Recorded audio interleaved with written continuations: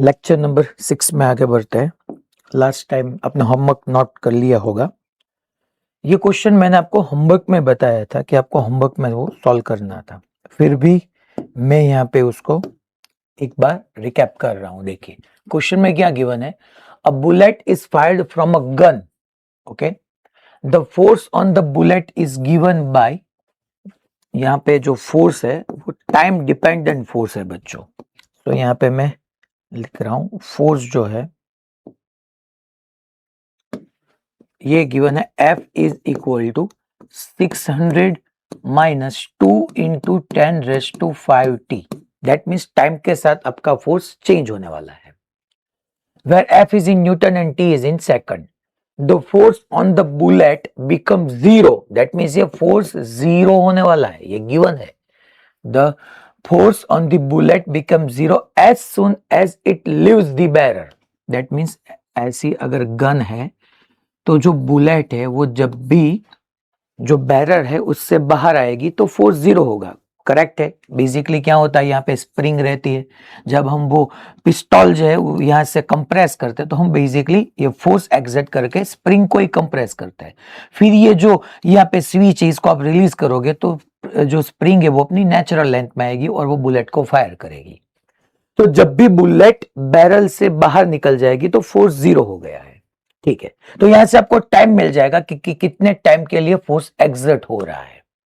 The force on the bullet become zero as soon as it leaves the barrel, what is the average impulse imparted to the bullet, that means यहां पे average impulse हमको बताना है। तो impulse की दो formula थी।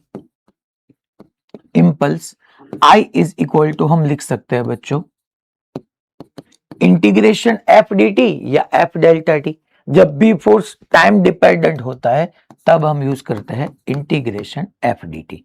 चलिए, तो यहाँ पे अभी हमको वो लिमिट की वैल्यू तो पुट करनी पड़ेगी, मगर फिर भी हम फोर्स यहाँ पे पुट करते हैं। फोर्स की जगह है यहाँ पे 600 minus 2 into 10⁵ into D T. बच्चों अब देखो यहाँ पे I is equal to integration 600 into D T होगा और minus 2 into 10⁵ into T D T होगा। तो 600 into D T minus 2 into 10⁵ T D T. चलिए, अब मैं डायरेक्टली यहां पे इंटीग्रेशन कर रहा हूं। 600 कांस्टेंट है, dt का बच्चों t होगा, आपको मालूम है, minus 2 into 10⁵ itself a constant, और टी डी टी का इंटीग्रेशन लिखना होगा क्योंकि टी पे पावर 1 है और इंटीग्रेशन का रूल है जो भी पावर है उसमें एक पावर ऐड करो। दैट मीन्स t⁻1 है, आपको लिखना है t⁻2/2। 2 यहां से कैंसिल आउट। अभी बच्चों लिमिट पुट करनी बाकी है। ये जो फोर्स एक्सर्ट हुआ है वो वेरी स्मॉल टाइम ड्यूरेशन के लिए है, मगर कितना टाइम है इसके लिए तो ये गिवन है कि आपको the force on the bullet become zero, F zero put करो और यहां से टाइम निकालो। सो 600 माइनस यहां से राइट साइड चला जाएगा तो वो प्लस हो जाएगा। सो प्लस 2 इंटू 10⁵ टी, और यहां से अगर हम टी देखें so T is equal to 600 upon 2 into 10⁵। That means 10⁵ cancel out हो जाएगा। सो 3/100 होगा बच्चों। देखो यहां से 10⁵ की जगह मैं 10⁵ लिखूंगा, सो 3/100। तो हमारी लिमिट रहेगी 0 टू 3/100। ये आप लिख सकते हो 0 टू 0.03, 0 टू 0.0। अब पहले t की जगह अपर वैल्यू पुट कीजिए, माइनस t की जगह लोअर वैल्यू पुट करोगे, आपको आंसर मिल जाएगा। क्लियर सबको कैसे सॉल्व करना है ये क्वेश्चन? ये नीट का PYQ था, अच्छा क्वेश्चन था, आ सकता है आपके सामने इन फ्यूचर। अब हम नेक्स्ट थियरी स्टार्ट करते हैं बच्चों। टेंशन इन रॉप, यहां से जो हमको पढ़ना है that is tension in rope. चलिए heading, that is tension in rope. अभी तक जो हमने डिस्कस किया था वो डिस्कस किया था स्ट्रिंग के रिगार्डिंग। स्ट्रिंग में जो मासलेस थी आज जो यहाँ पे हम पढ़ने वाले हैं दैट इज टेंशन इन रॉप। और रॉप जो है उसको हम मासलेस नहीं बोलने वाले हैं यहाँ। ऐसे बच्चों ये कोई फिक्स सपोर्ट है और यहाँ पे ऐसे कोई रॉप है, ये रॉप है। रॉप का मास मैं m कंसीडर कर रहा हूं। ये जो रॉप है उसकी टोटल लेंथ कैपिटल L है, मास कैपिटल M है और यूनिफॉर्म मास डिस्ट्रीब्यूशन है। Uniform mass distribution. तो इसका मीनिंग क्या हुआ यूनिफॉर्म मास डिस्ट्रीब्यूशन? देखो बच्चों, पहले मैं यहाँ पे आपको तीन चीजें पढ़ाता हूं, that is linear mass distribution. पहले हम ये पढ़ने, लीनियर मास डिस्ट्रीब्यूशन, जिसको हम डिनोट करने वाले हैं लैम्बडा से। इसका मीनिंग होगा m/l। पर यूनिट लेंथ कितना मास डिस्ट्रीब्यूट होता है उसको हम बोलते हैं लीनियर मास डेंसिटी, मगर लीनियर मास डिस्ट्रीब्यूशन। इसका यूनिट भी kg पर मीटर होगा। फिर होगा surface mass distribution, surface mass distribution.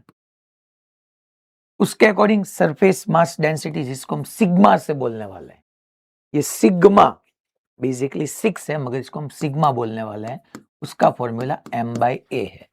पर यूनिट एरिया कितना मास डिस्ट्रीब्यूट होगा उसको हम सरफेस मास डिस्ट्रीब्यूशन या सरफेस मास डेंसिटी बोलेंगे। और लास्ट में होगा वॉल्यूम मास डिस्ट्रीब्यूशन या वॉल्यूम मास डेंसिटी, जिसको हम रो बोलने वाले हैं, इट इज m/v। ये होगा बच्चों पर यूनिट लेंथ कितना मास डिस्ट्रीब्यूशन है, that is lambda. Per unit area कितना मास डिस्ट्रीब्यूशन है, that is surface mass distribution या surface mass density. And per unit area, sorry per unit volume कितना मास डिस्ट्रीब्यूशन है, that is volume mass density या volume mass distribution. अब यहाँ पे इसका मीनिंग क्या है, मैंने यहाँ पे लिखा है कि ये आपका रॉप है और uniform mass distribution. Uniform mass distribution का मीनिंग होगा बच्चों कि अगर ये रॉप है, इसकी लेंथ 10 सेंटीमीटर है और ये जो रॉप है इसका टोटल मास 10 केजी है, तो इसका मीनिंग हुआ एवरी 1 सेंटीमीटर में 1 केजी मास आपका डिस्ट्रीब्यूटेड है। अगर मैं ऐसा बताऊं ये जो है ये यूनिफॉर्म मास डिस्ट्रीब्यूशन है यहाँ पे, तो बच्चों ये टोटल 10 सेंटीमीटर है। ये फर्स्ट 1 सेंटीमीटर में यहाँ पे 1 केजी, फिर यहाँ पे 1 केजी, यहाँ पे 1 केजी, यहाँ पे 1 केजी, यहाँ पे 1 केजी, यहाँ पे 1 केजी, यहाँ पे 1 केजी, यहाँ पे 1 केजी, एवरी 1 सेंटीमीटर लेंथ में 1 केजी मास डिस्ट्रीब्यूशन होगा। इसको हम यूनिफॉर्म मास डिस्ट्रीब्यूशन बोल सकते हैं। जब भी आपको क्वेश्चन में गिवन होगा यूनिफॉर्म मास डिस्ट्रीब्यूशन, मीनिंग यही होगा। जब भी आपको ऐसा गिवन होगा uniform surface mass distribution, that means पर यूनिट एरिया में हर जगह सेम मास डिस्ट्रीब्यूशन। तो यूनिफॉर्म का मीनिंग आपको क्लियर होना चाहिए, यूनिफॉर्म मास डिस्ट्रीब्यूशन। तो यहाँ पे बच्चों ये जो भी लेंथ है उसका टोटल मास कैपिटल एम है और ईच एंड एवरी पार्ट में, रॉप के ईच एंड एवरी पार्ट में जो मास है वो यूनिफॉर्मली डिस्ट्रीब्यूट। तो नॉन यूनिफॉर्म होता तो क्या होता, तो यहां पे हम ऐसे बोल पाते कि फर्स्ट 1 सेंटीमीटर में 1 केजी, नेक्स्ट 1 सेंटीमीटर में 2 केजी, नेक्स्ट थर्ड 1 सेंटीमीटर में 0.5 केजी, ऐसे नॉन यूनिफॉर्म डिस्ट्रीब्यूशन। अगर यूनिफॉर्म का मीनिंग मैंने आपको यहाँ पे डिस्कस किया है। अब हमको इसमें टेंशन निकाल, देखिए पहले अगर मैं आपको यहां पे टेंशन पूछूं, टेंशन क्या है बच्चों, इलेक्ट्रोमैग्नेटिक फोर्स है और रॉप में या स्ट्रिंग में वो पुलिंग फोर्स है। रॉड में टेंशन पुलिंग एंड पुशिंग दोनों हो सकते हैं, मगर रॉप जो है वो रॉप में तो टेंशन पुलिंग फोर्स है, वो पुल करना की कोशिश करेगी। तो यहां पे अगर इस पॉइंट को नीचे से डाउन साइड से यहां से कोई ऐसे पुल करेगा तब जाके ये रॉप उसको अपनी ओर पुल। तो यहाँ पे अगर मैं ये पॉइंट को Q पॉइंट बताऊं तो आप डायरेक्टली लिख सकते हो बच्चों, पहली बात यहाँ पे डेट टेंशन एट Q आप बता सकते हो 0। क्यों सर? क्योंकि Q के डाउन साइड, Q के नीचे कोई ऑब्जेक्ट है ही नहीं, कोई मास है ही नहीं कि जिसको ये Q पॉइंट पुल कर सके। ऐसा कोई मास है ही नहीं, तो किसको पुल करेगा? अगर यस यहाँ पे कोई मंकी है वो हैंग कर जाए तब वो मंकी को फिर पुल करेगा अपनी ओर, अब टेंशन होगा। Q के लोअर साइड में कोई मास है ही नहीं, डिस्ट्रीब्यूट कहां पे होगा बच्चों? टेंशन भी नहीं होगा, पुल भी नहीं होगा। अगर मैं यहां पे आपको ऐसे पूछूं कि जो आपका लोअर एंड है वहां से x डिस्टेंस, तो ये P पॉइंट है। चलिए, तो टेंशन एट P मुझे डिसाइड करना है। अब tension eight point, okay sir. अब बच्चों यहां तक तो अभी क्या था कि यहां पे Q पे टेंशन 0 तो P पे भी टेंशन 0। वो मैं तब बता सकता हूं जब आपकी स्ट्रिंग मासलेस थी। मासलेस के टाइम मैंने आपको बताया था कि ईच एंड एवरी पॉइंट पे टेंशन सेम रहेगा, मगर यहां पे ये मासलेस नहीं है, इसका कुछ मास है। तो सर P पॉइंट पे टेंशन कितना होगा? आप देखो, P पॉइंट के नीचे कोई ऑब्जेक्ट या मास है जिसको अर्थ पुल कर रही है? यस, इतना जो रॉप है, एक्स लेंथ का रॉप, उसका कुछ मास होगा।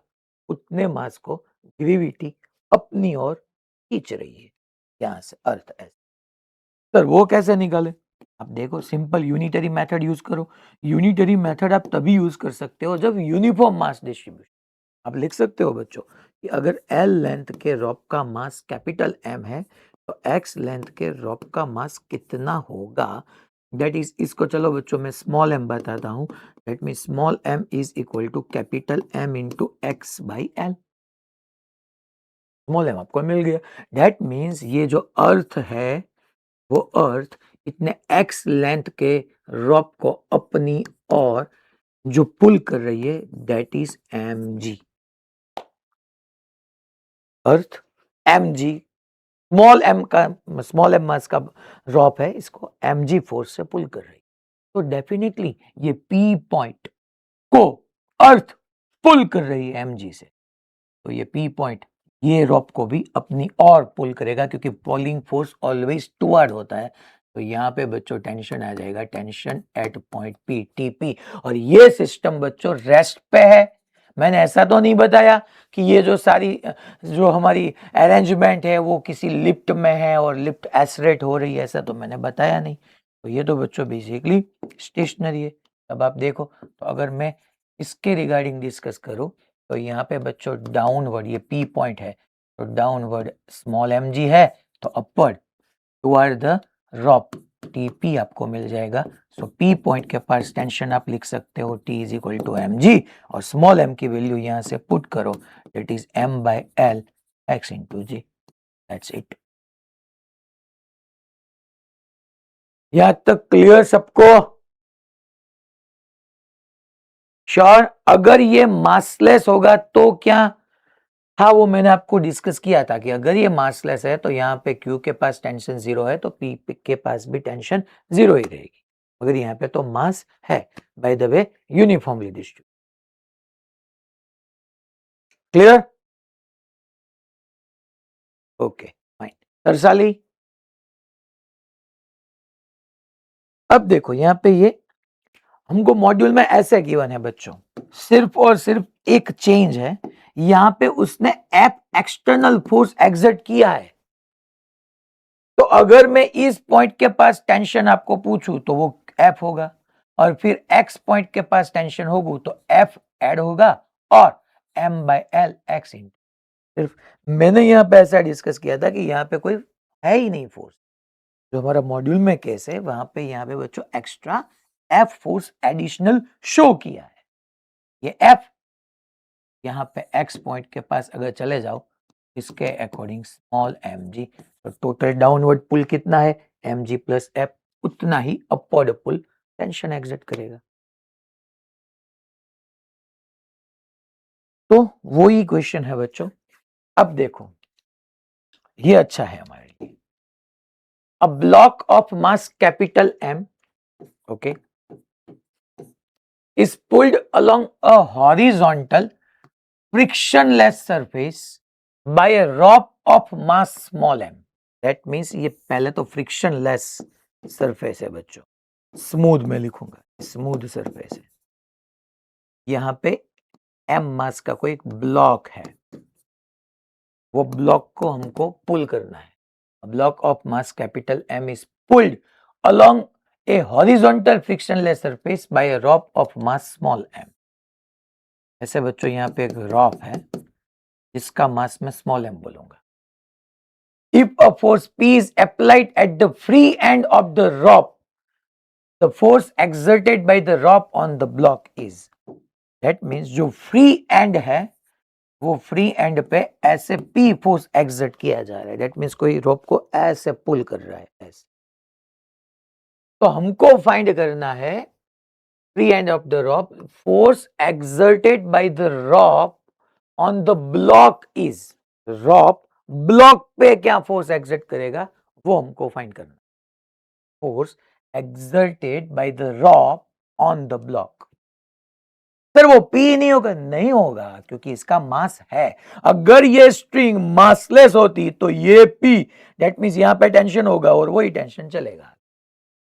मगर यहां पे क्या होगा, लेट्स एज्यूम जो आपका ब्लॉक है उस पे फोर्स जो एक्सर्ट होगा वो एफ होगा और यहां पे ब्लॉक रॉप की सिस्टम साथ में चलेगी। लिखूंगा एक्सेलरेशन ऑफ सिस्टम, सिस्टम में कंसीडर होगा बच्चों ब्लॉक प्लस रॉप। तो मैं लिखूंगा यहाँ पे हमने आपको पढ़ाया था that net external force upon net mass. जबकि आपको एक्सेलरेशन निकालना हो सिस्टम का उस टाइम पे net external force upon total mass या नेट मास। तो देखो बच्चों यहाँ पे सिस्टम के एक्सेलरेशन के लिए नेट एक्सटर्नल फोर्स क्या है सर, ये नहीं ये तो इंटरनल है, सारा दोनों कैपिटल एम और स्मॉल एम को मिला के ये पी आपका net external force. Total mass capital M plus small M. Sir ये तो नहीं पूछा है, सही बात है, मगर देखो आप जब पी फोर्स एक्सर्ट करोगे यहाँ पे होगा क्या, देखो अभी फाइनल आंसर नहीं हुआ है। ये ब्लॉक है, रॉप है, ये पर्सन है, पर्सन रॉप को पी फोर्स से खींच रहा है, पुल कर रहा है। तो ये देखो यहाँ पे ये पी फोर्स होगा, फिर यहाँ पे बच्चों डेफिनेटली कुछ मास है हमारे, यहाँ पे जो फोर्स आएगा वो एग्जैक्टली पी नहीं होगा, पी ये है, यहाँ पे tension is equal to M है, इतना मास इनटू एक्सेलरेशन। यहाँ पे टेंशन कुछ और होगा, यहाँ पे भी कुछ और होगा, यहाँ पे भी कुछ और होगा। क्यों? क्योंकि अब यहाँ पे ऐसे रोड की बात हो रही है जहाँ पे इस एंड पे पी फोर्स है मगर ये सब पार्ट का मास है। तो क्या होगा, अगर यहाँ पे हमको देखना है तो ऐसे टेंशन टी डैश होगा, तो आपको लिखना होगा पी माइनस टी डैश, क्योंकि चल तो आगे रहा है, जिस डायरेक्शन में एक्सेलरेशन है उस डायरेक्शन के फोर्स में से अपोजिट डायरेक्शन के फोर्स को सब्ट्रैक्ट करो। सो पी माइनस टी डैश, इतना जो आपका रॉप है उसका मास होना चाहिए ना आपके लिए। तो यहाँ पे हर एंड पे, सॉरी ये एंड के एंड पॉइंट है, वहां से स्टार्ट करके हर पॉइंट पे टेंशन डिफरेंट होगा। मगर अगर मैं सारा सिस्टम कंसीडर करूं कैपिटल एम और स्मॉल एम का, तो वहां पे बच्चों ये सारे टेंशनल फोर्स इंटरनल हो जाए, यहाँ पे ऐसे इंटरनल हो जाए। फिर से मैं ये रॉप कंसीडर, यहाँ पे ऐसे भी होगा, ऐसे भी होगा, यहाँ पे ऐसे भी होगा, ऐसे भी होगा, टी डैश टी डैश।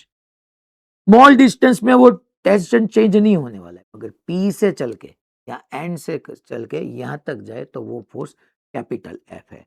और हमको क्या निकालना है बच्चों, हमको निकालना है force exerted on the rope, sorry, if the force P is applied at the free end of the rope, the force exerted by the rope on the block, तो force on block, तो block पे तो जो देखो बच्चों एक ही force है, that is capital F equal to M है। सर एम है क्यों, अरे ये फोर्स किस पे एक्सर्ट हो रहा है, ब्लॉक पे, ब्लॉक का मास इनटू एक्सेलरेशन किसका, ब्लॉक का, मगर ब्लॉक का जो है वही रोप का है, दैट मींस सिस्टम का एक्सेलरेशन।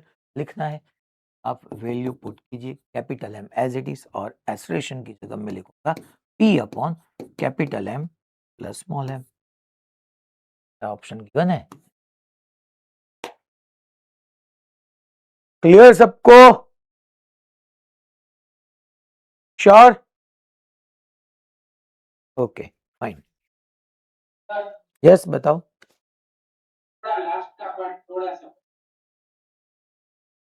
कौन से सेंटर पे? पोरबंदर? ये पार्ट, ये या इससे पीछे वाला?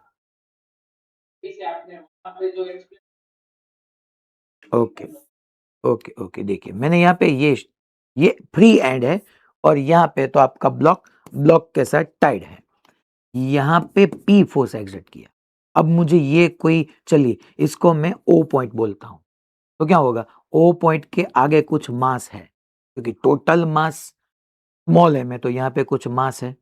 इतने मास को आप देखो, आगे फोर्स है, तो ये पॉइंट, जब ये मास, चलिए इसका मास m डैश है, ये आगे चला जाएगा तो उसके पीछे वाला पॉइंट उसको ऐसे पुल करेगा, तो यहाँ पे टेंशन t डैश हुआ। तब इतने मास के लिए आप क्या लिख पाएंगे? जिस डायरेक्शन में एक्सीलरेशन है, उस डायरेक्शन के फोर्स में से ऑपोजिट डायरेक्शन के फोर्स को सब्ट्रैक्ट करो, is equal to m dash a। तो यहां पे अगर मैं o डैश पॉइंट बोलूं तो यहाँ पे मास डिफरेंट हो गया ना, तो आपका t double dash tension change हो जाएगा।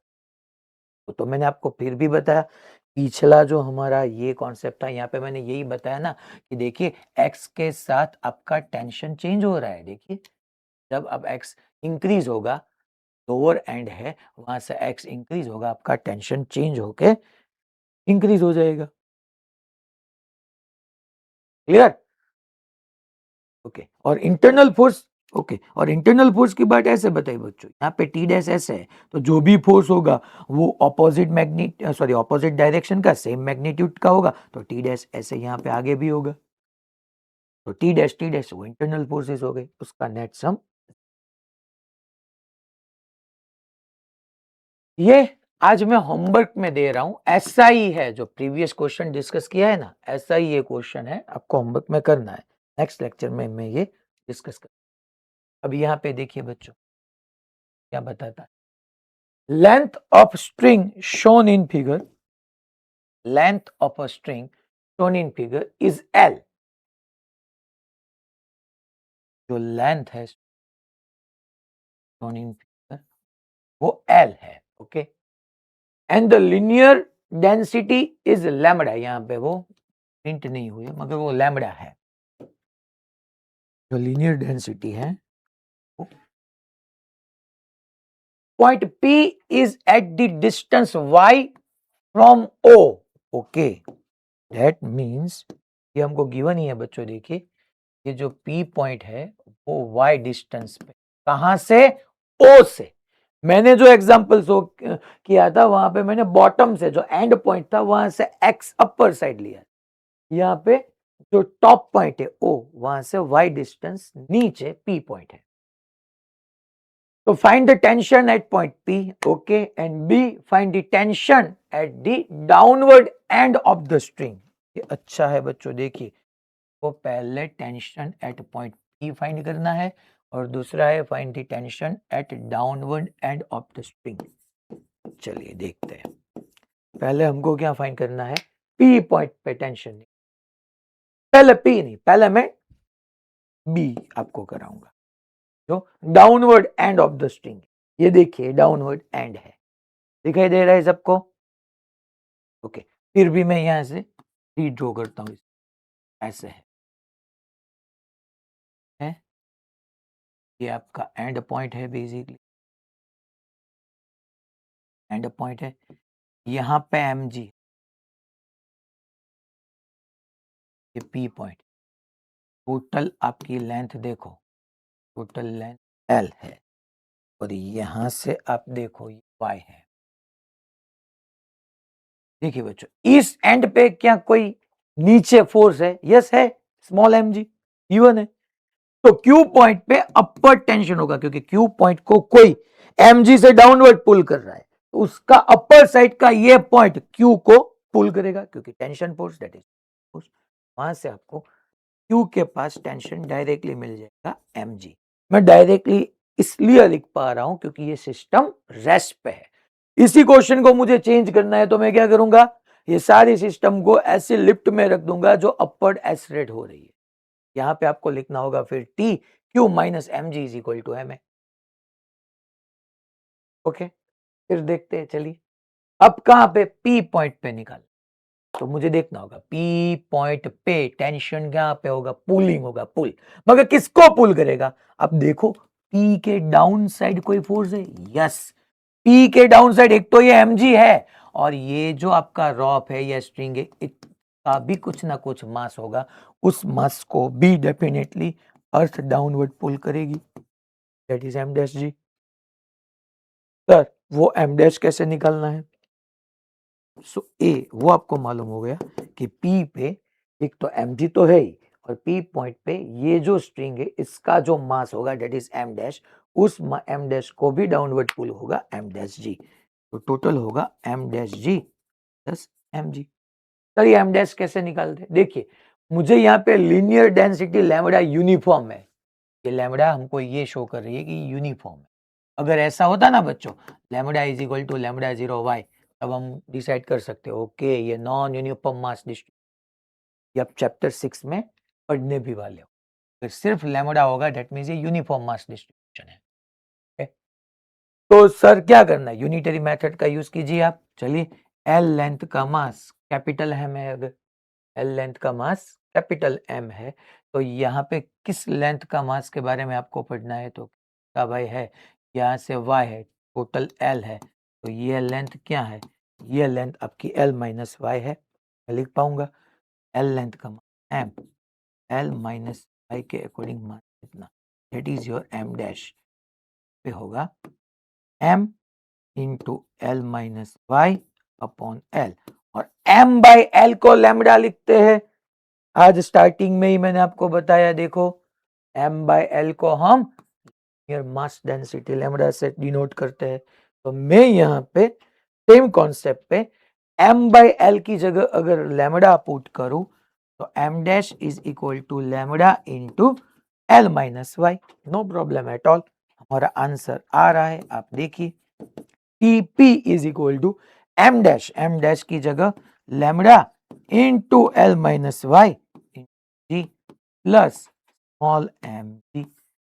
पी पॉइंट पे टेंशन इसने टी डैश बताइए, देखिए मैंने टीपी और टी क्यू लिखा है मगर यहाँ पे पी पॉइंट के पास टेंशन उसने टी डैश बताई है, तो ये टी डैश नो प्रॉब्लम। तो टी डैश आपका होगा M G plus L minus Y into lambda G, yes a T dash is equal to M G plus L minus Y into lambda G, M G आगे है और वहां पे तो ए आपका करेक्ट आंसर। क्लियर सबको, पक्का, एसयूवी सूरत, okay, Vadodara दोनों सेंटर, जूनागढ़, सुरेंद्र नगर, फाइन।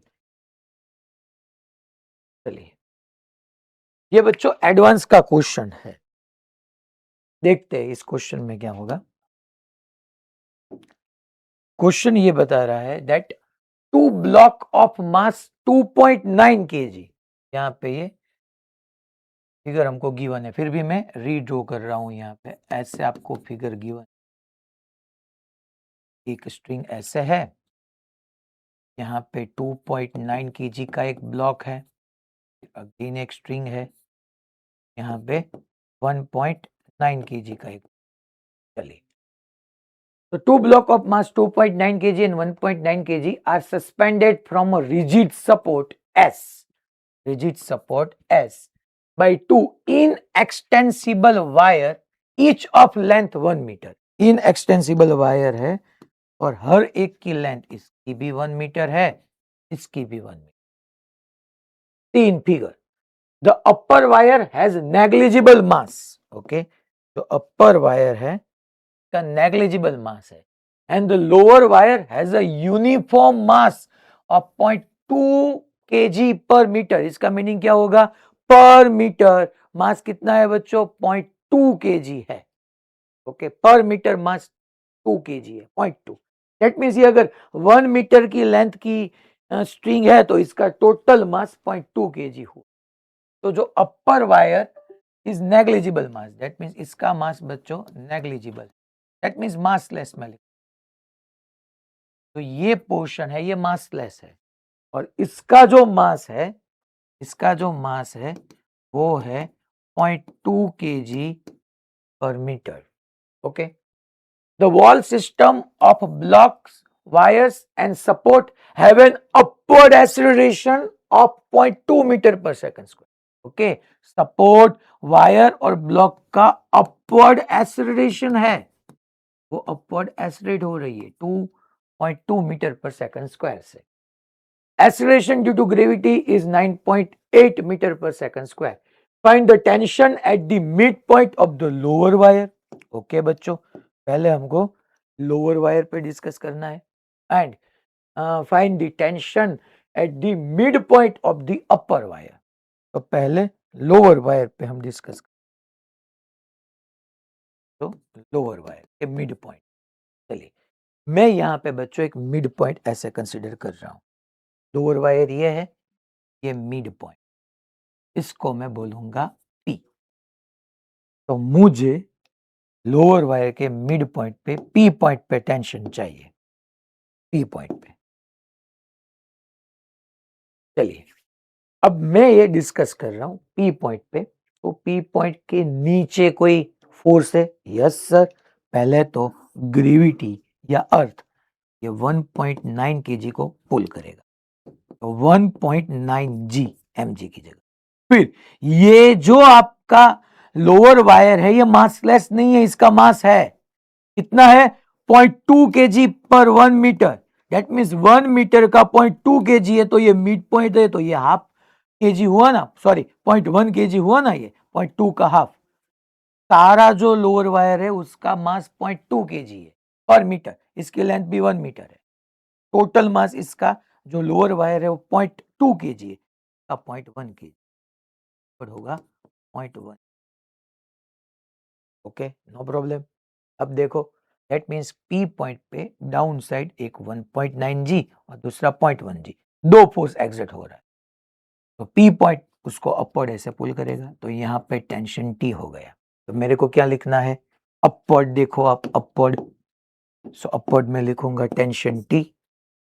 यहाँ पे मुझे अवेयर रहना है, क्या मुझे T is equal to 1.9 g plus 0.1 g 2g करना है, या T माइनस करना है? देखना है तो कि ये सिस्टम एसरेट हो रही है अपवर्ड, तो मेरे को जिस डायरेक्शन में एसरेशन है उस डायरेक्शन के फोर्स में से ऑपोजिट डायरेक्शन के फोर्स को सब्ट्रैक्ट करना है। जैसे एसरेशन अपवर्ड, तो P पॉइंट के पास टेंशन अपवर्ड, माइनस देखो 1.9 g plus 0.1 g, that means 2g is equal to total mass into acceleration. यहाँ पे 1.9 और 0.1 टोटल मास 2 हुआ इंटू एसरेशन, ये हमको गिवन है बच्चों। तो यहाँ पे T आपको मिल जाएगा, T is equal to 2 into g plus a बच्चों। T is equal to 2, G क्या है? G है 9.8 और A क्या है? 0.2। That means T is equal to, मैं यहाँ से डेफिनेटली ये बात लिख पाऊंगा, T is equal to 2 into ये होगा 10, तो T is equal to 20 newton. 9.8 plus 0.2 10। फिर दूसरा अब हमको डिस्कस करना है बी को, कहां पे अब फाइंड करना है बच्चों? Find the tension at the mid point of the upper wire, यहां पे अपर वायर, ये क्यू पॉइंट। चलिए, अब मैं आपको क्वेश्चन राइज कर रहा हूं, ये क्यू पॉइंट पे कैसे हमको टेंशन फाइंड करना, कौन मुझे बताएगा? चलिए, पहला जो सेंटर, चलिए हैंड रेज कीजिए, कौन आंसर देगा मुझे? इसको ये मालूम है कैसे करना है।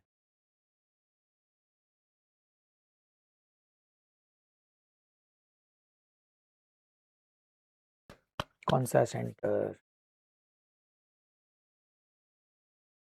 फिजिकली इजी है। ओके, पोरबंदर से हैंड राइज हुआ, और कोई centre?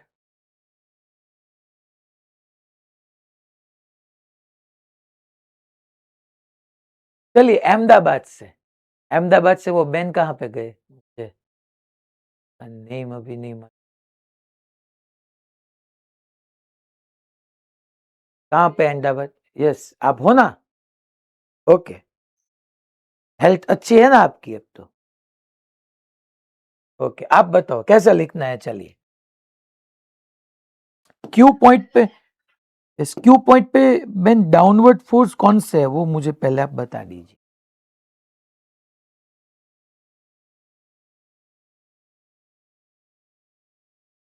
Okay good, that means वो 2.9 भी होगा प्लस 1.9 जी। इसके अलावा कोई है? डिस्ट्रीब्यूशन हो रहा है, वो भी डाउनवर्ड ही है। ओके, फिर इसका मास? Okay done. ओके, तो फिर क्यू पॉइंट पे टेंशन कहाँ पे लगेगा, अपवर्ड या डाउनवर्ड?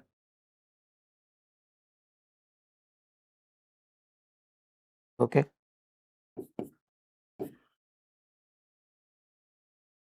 टोटल कितना होगा ये?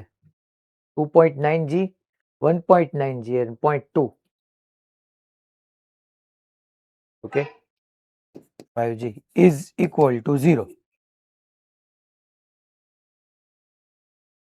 करेक्ट ना?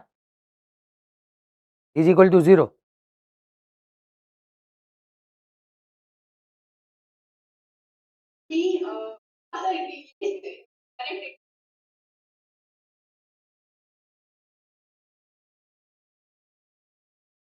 मगर एक्सेलरेशन तो गिवन है आपको 0.2 मीटर पर सेकंड स्क्वायर का। दैट मीन्स ये सिस्टम रेस्ट पे नहीं है। हाँ, वो स्ट्रिंग मासलेस है डेफिनेटली, मगर जो सारी सिस्टम है वो तो एक्सलेट कर रहा है अपवर्ड 0.2 मीटर पर सेकंड स्क्वायर से। आप directly upward force is equal to downward force तो तब लिख सकते हो ना जब सिस्टम रेस्ट पे हो, इक्विलिब्रियम में हो। यहाँ पे तो ये सिस्टम इक्विलिब्रियम में नहीं है, वो अपवर्ड एक्सलेट हो रही है। तो क्या करना है?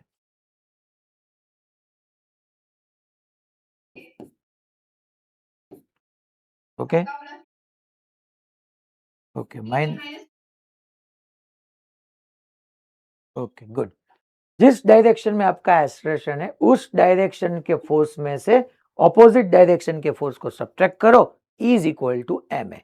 That is the law of unbalance forces, मैंने यहाँ पे अप्लाई किया है। That is sigma F is equal to M A. चलिए, तो T dash is equal to यहाँ पे हम लिख पाएंगे 5 G plus A. Okay good, G है 9.8 एंड ए है आपका 0.2। सिंप्लीफाई करोगे तो T dash is equal to आपको मिलेगा 50 न्यूटन। ओके, चलिए, और सेंटर पे क्लियर सबको? श्योर? मोडासा पक्का? First batch? अभी आज मैं सबको एक मौका दूंगा आंसर देने का। तो ये है 50 और 20। यहाँ पे नहीं देखना ये क्या नहीं ये क्या नहीं, हमको तो डायरेक्ट करना है भाई क्वेश्चन। चलिए, यहाँ पे एक और हम थियरी डिस्कस करते हैं, बेसिकली एग्जाम्पल के फॉर्म में ही एग्जाम्पल लिखिए। ऐसे यहाँ पे इंक्लाइन प्लेन में फिर से ड्रॉ कर रहा हूं। वैसे ये ऐसे हॉरिजॉन्टल ग्राउंड है और ये हॉरिजॉन्टल ग्राउंड के साथ यहाँ पे थीटा एंगल पे कोई आपका इंक्लाइन प्लेन है, दैट इज इंक्लाइन प्लेन। और यहाँ पे ऐसे कोई एम मास का ब्लॉक है, ये जो है वो एम मास का ब्लॉक है। अब बच्चों ये ब्लॉक हॉरिजॉन्टल पे हो या इंक्लाइन प्लेन पे हो, डेफिनेटली अर्थ तो उसको अपनी और ही खींचेगी। दैट मीन्स जो mg होगा वो तो बच्चों डाउनवर्ड ही होगा। जो आपका इंक्लाइन प्लेन है वो हॉरिजॉन्टल के साथ थीटा एंगल सबटेंड कर रहा है, और ये इंक्लाइन प्लेन जो है ये बच्चों स्मूथ भी है, साथ में स्मूथ है बेसिकली देखो तो। अब यहां पे ये ब्लॉक को mg ऐसे पुल कर रहा है, मुझे बताना है find first normal, find normal force, and second acceleration of the block. अब यहाँ पे बच्चों ये इंक्लाइन प्लेन है, ये हॉरिजॉन्टल ग्राउंड है, इंक्लाइन प्लेन हॉरिजॉन्टल ग्राउंड के साथ थीटा एंगल पे है, ग्रेविटी उसको डाउनवर्ड mg से ऐसे पुल कर रही है, तो डेफिनेटली ये जो ब्लॉक है वो इंक्लाइन प्लेन को पुश कर रहा है, तो इंक्लाइन प्लेन ब्लॉक को भी पुश करेगा, तो वहां से बच्चों ऐसे pushing force normal block normal force. अब देखो जो नॉर्मल फोर्स है वो इंक्लाइन प्लेन से परपेंडिकुलर, इंक्लाइन प्लेन से ऐसे परपेंडिकुलर। ओके, फिर देखते हैं। और यहाँ पे मैंने डिस्कस किया था, ये अगर एंगल यहाँ पे देखो बच्चों राइट एंगल ट्राइंगल बन रहा है, अगर ये एंगल थीटा है, ये 90 है, तो ये 90 माइनस थीटा होगा, तो यहाँ पे हम mg के ऐसे दो कंपोनेंट लिख सकते हैं, ये थीटा है तो ये भी थीटा होगा, ये होगा mg cos थीटा और यहाँ पे होगा बच्चों mg sin थीटा। मैंने बेसिकली यहाँ पे क्या किया है आप देखो यहाँ पे कि बच्चों जो इंक्लाइन प्लेन के अलोंग है ना, इसको आप एक्स एक्सिस बताओ, ये एक्स एक्सिस है, और जो इंक्लाइन प्लेन के परपेंडिकुलर है ना इसको आप वाई एक्सिस बताओ। बेसिकली ये जो है ये एक्स एक्सिस है और ये जो है वाई एक्सिस, ऐसे। ऐसा नहीं है, ऐसा कोई थंब रूल नहीं है कि ऐसे ही हम एक्स एक्सिस लिख सकते हैं और इसके परपेंडिकुलर वाई एक्सिस लिख सकते। इंक्लाइन प्लेन के जो अलोंग है वो एक्स एक्सिस और इंक्लाइन प्लेन के परपेंडिकुलर वाई एक्सिस। अब देखो नॉर्मल फोर्स मेरे को फाइंड करना है, ये भी मैंने आपको डिस्कस किया हुआ है कि अगर इंक्लाइन प्लेन का हॉरिजॉन्टल के साथ थीटा एंगल होता है तो नॉर्मल का वर्टिकल के साथ भी एंगल थीटा ही होगा। और बहुत सारे बच्चों यहाँ पे भी कंफ्यूज रहते हैं, उसको तो वेक्टर इतना ही मालूम है कि ऐसा एक्स एक्सिस है, ऐसे वाई एक्सिस है और यहाँ पे कोई ए वेक्टर है, तो भी उसका हम ऐसे कंपोनेंट लिख सकते हैं कि एक्स की अलोंग होगा ए कॉस थीटा और वाई की अलोंग होगा ए साइन थीटा। अगर ऐसा नहीं है, अगर कोई वेक्टर ऐसे सिर्फ और सिर्फ एक्स में ही हो ना, तब भी हम उसके दो परपेंडिकुलर कंपोनेंट लिख सकते हैं ऐसे, ये दोनों देखो परपेंडिकुलर कंपोनेंट। यहाँ पे अगर मैं थीटा बताता हूं तो ये होगा ए कॉस थीटा और ये होगा ए थीटा। यहाँ पे ये mg दैट इज फोर्स, ये वेक्टर ही है बच्चों, mg हमारा फोर्स ही है ना, तो वेक्टर ही है। तो अगर वेक्टर डाउनवर्ड है तो उसके भी दो कंपोनेंट लिख सकते, परपेंडिकुलर दो कंपोनेंट आप किसी भी वेक्टर के लिख सकते। अगर ये mg है, ये थीटा है, ये होगा mg cos थीटा और ये होगा mg sin थीटा। मगर सर यहाँ पे mg के दो कंपोनेंट लिखने की रिक्वायरमेंट क्यों हुई? क्योंकि यहाँ पे mg जो है वो y नहीं है, यहाँ पे x एक्सिस और y axis along the incline and perpendicular to incline है, इसलिए मुझे यहाँ पे mg के दो कंपोनेंट रिक्वायर्ड है। और अब आपको डायरेक्टली याद रखना है कि अगर इंक्लाइन प्लेन का हॉरिजॉन्टल के साथ थीटा है तो ये थीटा ही होगा, ऐसे ये 90 ये थीटा, ये 90 माइनस थीटा ये थीटा। समझ में आ रहा है, क्लियर सबको ये थीटा वाली बात? ओके फाइन, बाला सिनोर। अब देखो, अब मुझे क्या निकालना है, मुझे नॉर्मल फोर्स निकालना है। तो फर्स्ट नॉर्मल फोर्स के लिए मैं y डायरेक्शन में, तो y डायरेक्शन में क्या ब्लॉक मूव कर रहा है? नहीं, y डायरेक्शन में तो ब्लॉक स्टेशनरी है। स्टेशनरी का मीनिंग वाई डायरेक्शन में बच्चों नेट फोर्स का वेक्टर सम 0 है, that means upward force is equal to downward force. Y में जो ये अपवर्ड फोर्स है वही डाउनवर्ड फोर्स है, सो अपवर्ड नॉर्मल है और डाउनवर्ड mg cos थीटा है, तो n is equal to mg cos theta. ये आपका बच्चों नॉर्मल हो गया वाई डायरेक्शन में, n is equal to mg cos theta. तो ये क्वेश्चन ऐसा है जो होमवर्क में होगा कि नॉर्मल जब भी फाइंड करना है तो ये थीटा है, ये थीटा होगा, ये mg cos थीटा, तो normal is equal to mg cos theta. और दूसरी बात, ये काम की है आपके लिए, आज के होमवर्क में भी PYQ में ये है, acceleration of the block, that means यहां पे वो ब्लॉक मूव करेगा। सर करेगा, डेफिनेटली करेगा। देखिए ये m मास के ब्लॉक पे mg sin थीटा इस डायरेक्शन में एग्जर्ट हो रहा है, उसको ओपोज करने वाला कोई फोर्स है ही, आपकी सरफेस स्मूथ। अगर सरफेस रफ होती तब फ्रिक्शन आता, मगर यहाँ पे अगर हम x डायरेक्शन में, ये हमारी x डायरेक्शन है, तो x डायरेक्शन में बेसिकली एक्सेलरेशन है, तो मैं यूज करने वाला हूं sigma f is equal to ma। चलिए x में एक फोर्स है that is mg sin theta, उसके ऑपोजिट में कोई फोर्स है नहीं है। सर y में है, मैंने बताया था ना, y का फोर्स x के एक्सेलरेशन को इफेक्ट नहीं कर सकता, is equal to mass into acceleration. m को कैंसिल करो, एक्सेलरेशन होगा e sin थीटा। ये ऑलवेज एप्लीकेबल है बच्चों, जब भी सरफेस स्मूथ होगी ना, तब अगर आप ब्लॉक को इंक्लाइन प्लेन जो थीटा एंगल पे है वहां से ब्लॉक को रिलीज करोगे ना, उसका एक्सेलरेशन ऑलवेज जी sin थीटा ही होगा।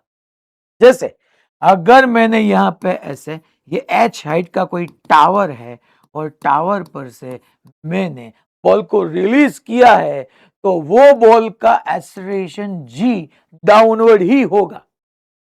अगर कोई कार रोड पे ऐसे ट्रैवल करेगी तो उसका हॉरिजॉन्टल एक्सेलरेशन ए ही होगा, इसका हॉरिजॉन्टल एक्सेलरेशन ए, इसका वर्टिकल एक्सेलरेशन जी। वैसे ही इंक्लाइन प्लेन के अलोंग अगर सरफेस स्मूथ है तो ब्लॉक का एक्सेलरेशन जी sin थीटा ही होगा, ऑलवेज एप्लीकेबल है। आपकी कैलकुलेशन फास्ट होगी अगर मालूम होगा ना तो। क्लियर सबको ये? सिंपल यहाँ पे अगर मैं थीटा 60 डिग्री एंगल बता दूं, फिर भी मैं आपको डिस्कस करूंगा, चलिए इसका एक्सेलरेशन बताइए आपको, g10 और थीटा कितना बताया 60, तो √3/2, तो 5√3 इसका एक्सेलरेशन हो गया, फिनिश। ऐसे दो क्वेश्चन है, एक PYQ है कि पहला एंगल 30 डिग्री था फिर 60 डिग्री, और दोनों के लिए टाइम का रेशियो आपको बताना है। वो कैसे फाइंड करना है टाइम, फिर तो ये यूनिफॉर्म एक्सेलरेशन है, तो टाइम आप ले लो, d is equal to v0t plus half at square, दोनों में डिस्टेंस सेम होगा, इनिशियल रेस्ट पे है। दो चीजें नॉर्मल और एक्सेलरेशन। ऐसे ये देखिए ये भी बेसिकली PYQ ही है।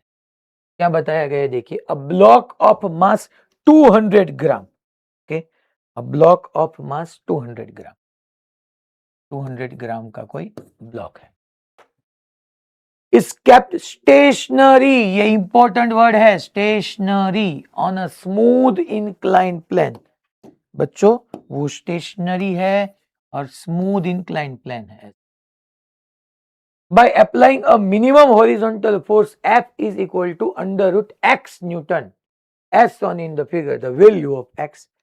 तो ये सिंपल है ना, आप देखो यहाँ पे ऐसे F फोर्स हॉरिजॉन्टल एक्सर्ट हो रहा है, यहाँ से ऐसे mg होगा, अगर इसको आप एक्सटेंड करो तो ये 60 है, ये 90, ये 30 होगा, यहाँ पे बच्चों ऐसे ये थीटा होगा, तो मालूम ही है अगर ये थीटा है, थीटा mg के दो कंपोनेंट, ये होगा mg cos थीटा, ये होगा mg sin थीटा। फिर ये ब्लॉक प्लेन को, इंक्लाइन प्लेन को पुश करेगा, इंक्लाइन प्लेन ब्लॉक को ऐसे पुश, ओके। अब यहाँ पे इक्विलिब्रियम में है वो गिवन है, तो इक्विलिब्रियम में इसलिए हमको जो x डायरेक्शन है, इस डायरेक्शन को अगर हम x बता तो हम y बताए, तो x में force is equal to y में फोर्स करना है। फिर ये F है, अगर यहाँ पे देखो बच्चों, यहाँ पे ये इंक्लाइन प्लेन और हॉरिजॉन्टल के बीच का एंगल 60 है, ये एंगल भी 60, ये भी ये होगा आपका f cos 60, y में होगा sin 60। तो सिंपल है यार, आपको क्या करना है, इक्विलिब्रियम में है और इक्विलिब्रियम आप लिख सकते हो y direction, normal is equal to mg cos 60 plus f sin 60, और x में आप लिख सकते हो यहाँ पे अलोंग द इंक्लाइन जो है वो डाउनवर्ड कितना फोर्स है, that is mg sin theta, that means mg sin 60, और अपवर्ड कितना है f cos 60। यहां से भी आप f फाइंड कर सकते हो। ये दोनों इक्वेशन रिक्वायर्ड ही नहीं है, या तो y के इक्वेशन में आप n आपको नॉर्मल नहीं मालूम है तो चलिए यही है, ठीक है। अब m पता है, यस, g पता है, sin 60 upon cos 60 tan 60, clear. Stationary है इसलिए हमने फोर्स को डायरेक्टली इक्वेट किया है, सूरज डबोली, क्लियर आपको। ये जामनगर राधिका, आप दोनों क्या कर रहे हो,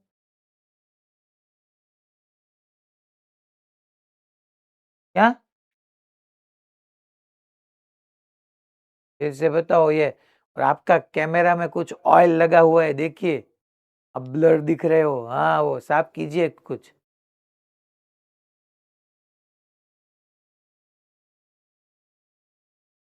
ऋत्विक सर वो देखना दोनों को, दोनों अकेले, और कोई है आपके साथ वहां पे, ओके। अभी भी इसका तो फेस ही नहीं दिख रहा है, ऐसे अगर किसी लड़की को देखने जाओगे तो क्या होगा, आपका फेस तो देखो, ठीक है आपको नहीं देखना है मगर अगर देखोगे तो क्या होगा। चलिए ये अब सब बढ़िया क्वेश्चन है, हाँ इसमें 4 टोटल क्वेश्चन है, 75 नंबर, टॉपिक 9 एंड 13 कॉम्प्रिहेंशन है। देखिए ये क्वेश्चन में मुझे सबका फोकस चाहिए, मैं बाद में किसी भी सेंटर को बोलूंगा कि आप मुझे ये सारा क्वेश्चन री एक्सप्लेन कीजिए, मैं सब कुछ आपको यहाँ पे एक्सप्लेन करूंगा, पीसफुली एक्सप्लेन करूंगा, मगर बाद में आपको मुझे एक्सप्लेन करना है कि सर ये क्वेश्चन को हम ऐसे सॉल्व कर सकते, क्योंकि इसमें अंडरस्टैंडिंग इतना है कि बाद में वो भी अगर आप सुनने वाले नहीं हो तो आपको ये भी मालूम नहीं होगा कि इसको स्टार्ट कहां से करें। चलिए, consider the arrangement shown in figure, यहाँ पे अरेंजमेंट देखिए, ये बच्चों सपोर्ट है, ये पुली है, यहाँ एम1 मास है, तो है, ये 4 kg का है, ये ऐसे 6 kg का है, 6 kg का जो है वो ग्राउंड से 9 मीटर की है। Consider the arrangement shown in figure, an object of mass 4 kg is connected to another object of mass m2 is equal to 6 kg, ये 4 kg ऐसे कनेक्ट हो गए 6 kg के साथ connected by a massless string, by a massless string, ये जो string है वो मासलेस है, ठीक है, passes over a massless and frictionless pulley, पुली भी मासलेस एंड फ्रिक्शनलेस, ये बच्चों स्ट्रिंग जो है वो भी massless, okay. Initially the 4 kg object contact with the floor, देखिए यहाँ पे दिखाई भी दे रहा है, ये 4 kg का ब्लॉक फ्लोर के साथ कांटेक्ट पे है, and the 6 kg object is held at a height of 9 metre above the floor, 9 metre की हाइट पे वो है 6 kg का, the 6 kg object is released, बच्चों रिलीज्ड है, दैट मीन्स हम स्टेशनरी से उसको रिलीज कर रहे हैं। First, speed of 4 kg object just when the 6 kg object hits the floor is, फिर से speed of 4 kg, ये 4 kg, 4 kg का 6 kg, speed of 4 kg object just when the 6 kg object hits the floor, 6 kg का object यहां पे hit करेगा, उस time पे मुझे बताना है 4 kg के ब्लॉक की स्पीड। चलिए देखते हैं, ओके, यहाँ पे ही सॉल्व करते हैं। बेसिकली क्या है ये कि सॉल्यूशन और ए पार्ट। ऐसे बच्चों, एक पुली है और यहाँ पे ऐसे कोई ग्राउंड है। यहाँ पे कोई एक 4 kg का ऐसे ऑब्जेक्ट है और फिर यहाँ पे ऐसे बच्चों 6 kg का। बेसिकली ये 9 मीटर की हाइट पे है। अब क्या हो रहा है वो देखिए, इसको हम रिलीज कर रहे हैं, तो जिसका मास ज्यादा है वो डाउनवर्ड चलेगा, जिसका कम है वो अपवर्ड, क्योंकि जो स्ट्रिंग है वो आपकी मासलेस है, इनएक्सटेंसिबल स्ट्रिंग है। दैट मीन्स अगर 6 kg का ब्लॉक डाउनवर्ड चला गया तो 4 kg के ब्लॉक को भी अपवर्ड चलना ही पड़ेगा। ये कोई स्प्रिंग नहीं है कि यहाँ पे उसकी वो एक्सटेंड हो जाए, ये यहाँ पे रहे, और M2 मास अगर डाउनवर्ड चल रहा है तो यहाँ से ये स्ट्रिंग एक्सटेंड नहीं हो सकती, इनएक्सटेंसिबल स्ट्रिंग। दैट मीन्स जो भी एसलरेशन, ये अगर ए एसलरेशन से डाउनवर्ड चलेगा तो इसका भी अपवर्ड एसलरेशन ए ही होगा। पहले तो हमको वो ए निकालना है। चलिए, तो कैसे करेंगे?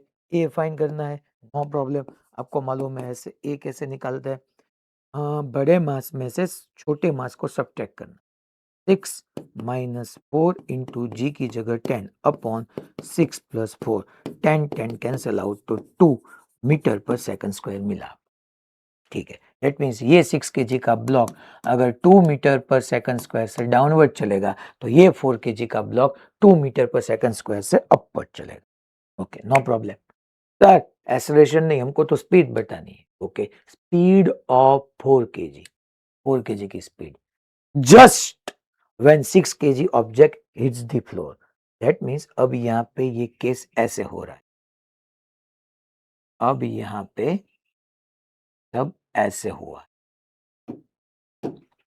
कि ये यहाँ पे हिट कर गया 6 kg का ब्लॉक और 4 kg का ब्लॉक यहाँ पे कहीं, ये 4 kg। तब मुझे इसकी स्पीड बतानी है, तो क्या करना है अब देखते हैं। चलिए, अब स्पीड कैसे फाइंड करनी है। ओके, यहां से यहां तक, ये इसकी इनिशियल पोजीशन, यहां से यहां तक कितना चला? 9 मीटर। ओके, कितने एक्सेलरेशन से? 2। हमारे पास डिस्टेंस है, यस। स्पीड फाइंड करनी है, एक्सेलरेशन है, या देखो आप एक्सेलरेशन कांस्टेंट है, यस। तो लास्ट फॉर्मूला हमारा यूनिफॉर्म एक्सेलरेटेड मोशन का v square minus v0 square is equal to 2ad। Okay sir, देखो अब उसकी इनिशियल तो रिलीज किया हुआ था सिस्टम को, तो इनिशियल वेलोसिटी 0, फाइनल मुझे फाइंड करनी है इक्वल टू 2। एक्सेलरेशन देखो, तो कितना डिस्टेंस उसने ट्रैवल किया? 9 मीटर। यहाँ पे बच्चों आपको मिल जाएगा v square is equal to 36, 9 into 4 30। That mean v is equal to, मैं लिख पाऊंगा 6। दैट मीन्स जो 4 kg का ब्लॉक होगा उसकी स्पीड होगी 6 मीटर पर सेकंड। दैट मीन्स जो फर्स्ट है उसमें आंसर आपका ए होगा, 6 है, यस। अब सेकंड और थर्ड आप देखो सर, यहां पे ये ब्लॉक के लिए आपने जी क्यों नहीं लिया? अरे जी नहीं है, ये एक्सेलरेशन से अपवर्ड ट्रैवल कर रहा है, ये ए एक्सेलरेशन से डाउनवर्ड ट्रैवल कर रहा था, तो ये भी ए एक्सेलरेशन से अपवर्ड ट्रैवल कर रहा था।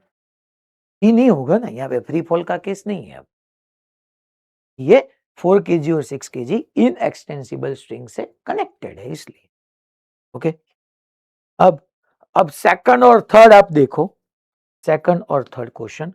Tension in the string at t is equal to 2.5 second is okay, and tension in the string at t is equal to 3.2 second is okay। 2.5 और 3.2 पे हमको टेंशन बताना है, तो पहले चलिए हम डिस्कस करते हैं।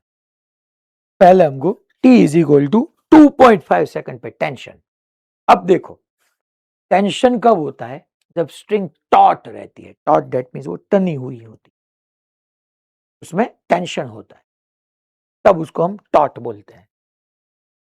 सर यहाँ पे होगा क्या, आप देखो, आप सारी चीजें यहाँ से देखो, 2 मिनट लिखने का भी स्टॉप करो। पहले ये यहाँ पे, ये यहाँ पे चलिए ऐसा था। ये ब्लॉक बच्चों जो 6 kg का है, यहाँ से ऐसे डाउन साइड आया आया आया, यहाँ पे वो स्ट्राइक करने के बाद रुक गया। ये ब्लॉक ऐसे एक्सेलरेशन से अपवर्ड गया गया गया, इसको रोकने वाला कोई नहीं है 4 kg को। दैट मीन्स जब ये यहाँ पे 4 kg का ब्लॉक 9 मीटर अपवर्ड चला जाएगा, उस टाइम भी उसके पास वेलोसिटी है, दैट इज 6 मीटर पर सेकंड, और सडनली उसकी वेलोसिटी 0 नहीं हो सकती।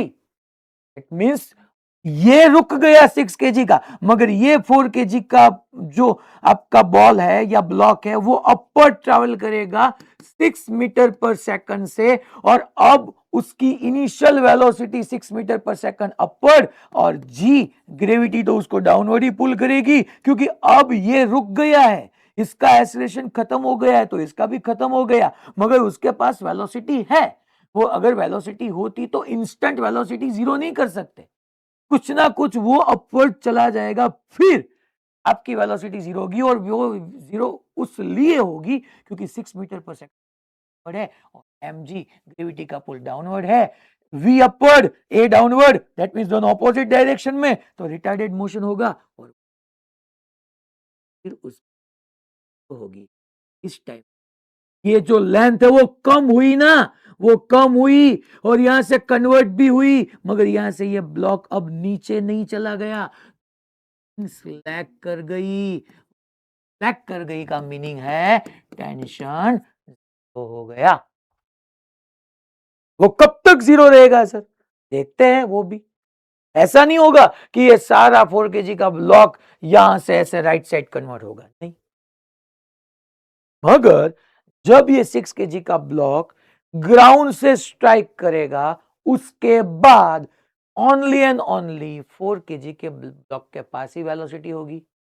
अब वो 6 मीटर पर सेकंड से अपवर्ड ट्रैवल करेगा, जी उसको रिटार्ड करेगा, उसकी वेलोसिटी कम होगी कम होगी कम होगी, वेलोसिटी कम होगी, ठीक है, यहाँ पे ये स्ट्रिंग की लेंथ भी कम हुई, ये यहाँ पे कन्वर्ट होगी, मगर यहाँ पे कन्वर्ट होके ये स्ट्रिंग तभी टॉट रहती ना जब ये 6 kg का ब्लॉक भी उतना ही कन्वर्ट होता है यहाँ पे नीचे, मगर वो तो हुआ नहीं। दैट मीन्स ये स्ट्रिंग यहाँ पे स्लैग कर गई, टेंशन 0 है। तो अब मुझे वो टाइम फाइंड करना है, कौन सा टाइम, वो टाइम कि ये जो आपका यहाँ पे जो 6 kg का ऑब्जेक्ट है, ये 6 kg का ऑब्जेक्ट, ये 6 kg का ऑब्जेक्ट यहां से स्टार्ट करके यहां तक, that means 9 metre distance travel करने के लिए उसने कितना टाइम कंसीडर किया, पहले वो निकालना है। Time taken by both object to travel 9 metre distance. Sir ये 9 मीटर डाउनवर्ड, ये 9 मीटर अपवर्ड, ओके, वो तो सर उसकी तो एक्सेलरेशन कांस्टेंट था, yes, d is equal to v0t plus half AT. System को बच्चों याद कीजिए, क्लियरली गिवन था, रिलीज किया गया है, तो रिलीज किया गया है उसका मीनिंग बच्चों ये टर्म 0, कितना मीटर डिस्टेंस, 9 मीटर, ओके, हाँ, एक्सेलरेशन कितना बच्चों 2t स्क्वायर, 2 कैंसिल आउट, तो t is equal to 3 second. That means बच्चों 3 सेकंड, यहां से मैंने रिलीज किया, वो रिलीज करने के 3 सेकंड तक तो ये 9 मीटर डाउनवर्ड चला, ये 9 मीटर अपवर्ड चला, जितनी स्ट्रिंग यहां से लेफ्ट टू राइट कन्वर्ट हुई वहां पे उसका यूटिलाइज भी हुआ। तो पहले जो हमको बताया गया था tension in the string at T is equal to 2.5 second, तो 3 सेकंड तक तो बच्चों टेंशन है ही, क्योंकि 3 सेकंड तक तो ये 9 मीटर डाउनवर्ड चलेगा, ये अपवर्ड चलेगा, तो that means tension at t is equal to 2.5 second आपका होगा, 2.5 सेकंड पे capital T is equal to 2 m1 m2 into G upon m1 plus m2। Sir ये फॉर्मूला कहां से आया, मैंने आपको पढ़ाया था, फिर भी आपको नहीं याद है, तो आप ऐसे डायरेक्टली यहाँ पे mg डाउनवर्ड, ऐसे mg डाउनवर्ड, टेंशन अपवर्ड, यहाँ पे लिखो m2g minus t is equal to m2 है, यहाँ पे लिखो t माइनस m1g तो m1 है, ऐसे आप फाइंड कर सकते हो। अगर डायरेक्ट आप वैल्यू पुट करोगे तो 2 m1 कितना है बच्चों 6 into 4 into 10 upon 10, 10 10 cancel out हो जाएगा, 2.5 सेकंड पे टेंशन होगा 48 न्यूटन। ओके, चलिए देखते हैं क्या ऐसा आंसर है। Yes, in the string at t is equal to 2.5 second and yes 48 t. टेंशन इन द स्ट्रिंग एट t is equal to 3.2 second. अब वो देखना होगा 3 सेकंड तक तो टेंशन था, अब मेरे को यहां पे बताना है 3.2 सेकंड पे टेंशन। अब चलिए, अब सर क्या होगा, क्योंकि यहां से रिलीज करने के बाद इसको 9 मीटर डाउनवर्ड चलने में और इसको 9 मीटर अपवर्ड चलने में टोटल 3 सेकंड टाइम लगेगा। After t is equal to 3 second क्या होगा, अब ये 6 kg का ब्लॉक रुक गया, 4 kg के पास अभी भी अपवर्ड एसरेशन, मगर ये एसरेशन अब ए नहीं है, यहाँ पे जी डाउनवर्ड है, क्योंकि यहाँ पे इसका ये रुक गया तो इसका एसरेशन खत्म हो गया तो इसका भी खत्म हो गया, इसके पास अपवर्ड वेलोसिटी है। डाउनवर्ड क्या है बच्चों, डाउनवर्ड जी है, दैट मीन्स रिटार्डेशन मोशन। तो यहाँ पे मैं लिखूंगा नाउ थर्ड केस के लिए time taken by 6 kg object, sorry by 4 kg object, by 4 kg object, by 4 kg object to reach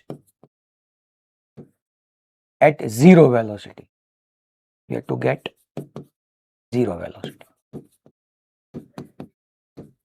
उसकी वेलोसिटी 6 मीटर पर सेकंड है, उससे उसको जीरो करनी है। कौन सा formula, v is equal to v0 plus at। चलिए वैल्यू पुट कीजिए आप, v फाइनल वेलोसिटी जीरो करनी है, इनिशियल कितनी है 6, अब वो 2 मीटर पर सेकंड से नहीं ट्रेवल कर रहा है, अब वो g से रिटार्ड कर रहा है, that means -10 plus of -10 into t, t is equal to यहाँ पे होगा 6/10, दैट मींस 0.6 सेकंड बच्चों।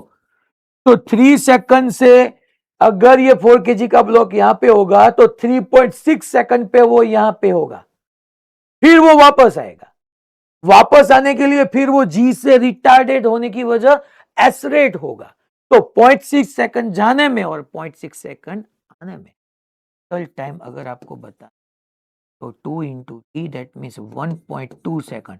तो बच्चों 3 सेकंड से लेके 4.2 सेकंड तक टेंशन जीरो रहने वाला है, क्योंकि 3 सेकंड पे यहां पे था ये 4 kg का ऑब्जेक्ट, 3.6 सेकंड पे यहां पे और 4.2 सेकंड पे वापस। इतनी टाइम जो यहां से स्ट्रिंग का कन्वर्जन हुआ राइट साइड, उसका यहाँ पे यूटिलाइजेशन नहीं हुआ, क्योंकि ये तो रुका हुआ था, इसलिए स्ट्रिंग आपकी सिलेक्ट कर गई, टेंशन जीरो था। तो आपका थर्ड क्वेश्चन था ना कि बच्चों टेंशन कितना होगा 3.2 सेकंड पे, देखिए 3.2 सेकंड पे टेंशन।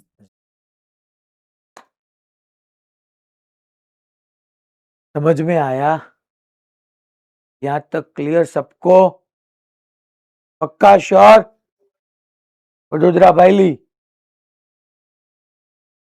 जामनगर हारिया, पोरबंदर,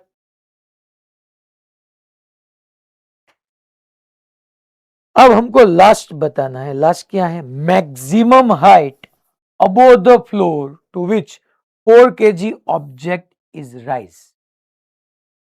तो मुझे मैक्सिमम हाइट निकालनी है अबोव द फ्लोर, फ्लोर से मैक्सिमम हाइट, ये फोर्स है, दैट मीन्स ये मैक्सिमम हाइट है, ये मुझे निकाल फ्लोर से मैक्सिमम। तो फोर्थ,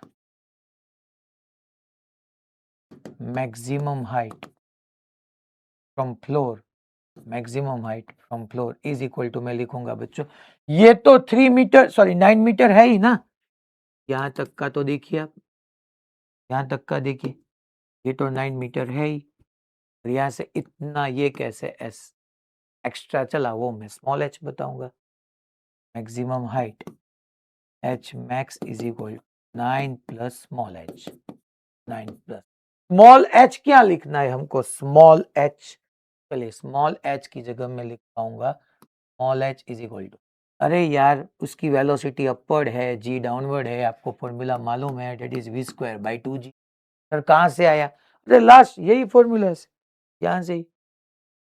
ये वही केस हुआ ना कि अगर आप ग्राउंड पे हो और आपने किसी ऑब्जेक्ट को अपवर्ड वेलोसिटी देके थ्रो किया है तो वो कितनी मैक्सिमम हाइट तक चलेगा, v स्क्वायर।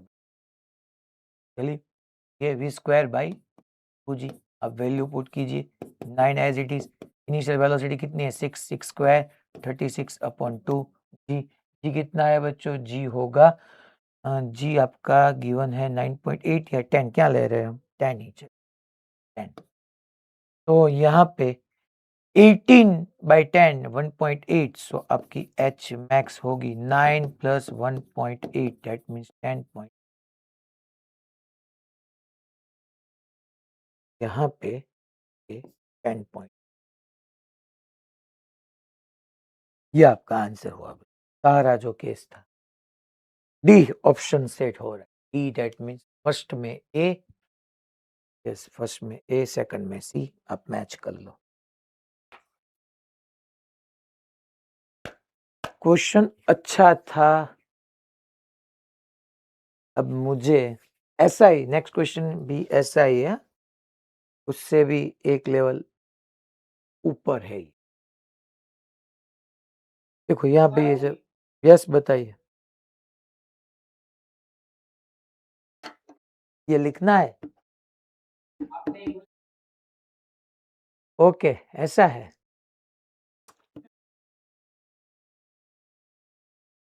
तो यहाँ पे अब मुझे कौन एक्सप्लेन भी करेगा, चलिए भुज सेंटर पे आज डिस्कस करते हैं। चलिए भुज सेंटर, आप अनम्यूट कीजिए।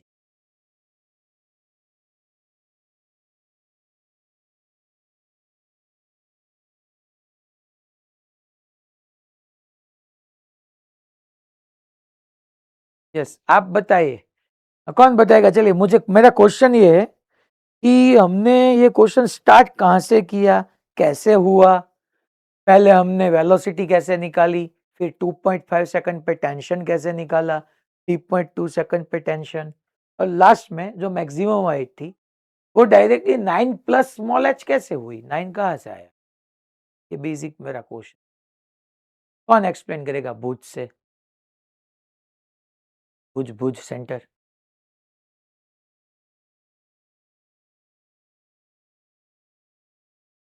कोई हैंड रेज तो करो, या मैं अपनी ओर से ही डायरेक्टली पूछ लूं, डायरेक्टली।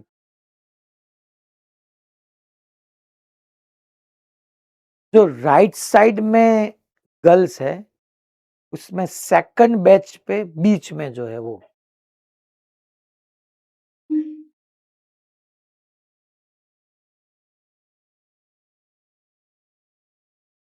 यस आप खड़े हो सकते हो ताकि मुझे दिखाई सको।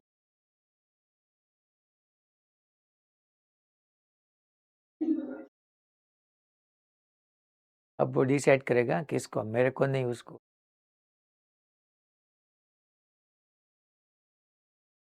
सर कोई है क्लास में, सुपरवाइजर है सर, आप या मैम जो भी हो, आप एक बार जो भी मैं बहन को बोल रहा हूँ उसको बताओ कि सर आपको बता रहे हैं, कि वो अपने आप तो वो नहीं।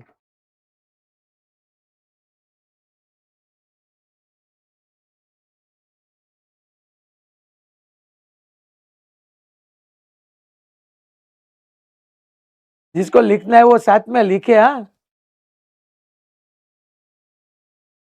यस बताइए।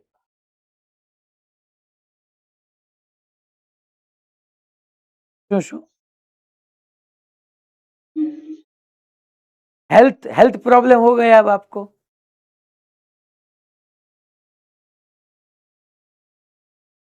कब ली थी वो लेक्चर स्टार्ट होने से पहले या फिर क्वेश्चन स्टार्ट होने से पहले? पक्का? किस सर से आपने परमिशन? कौन?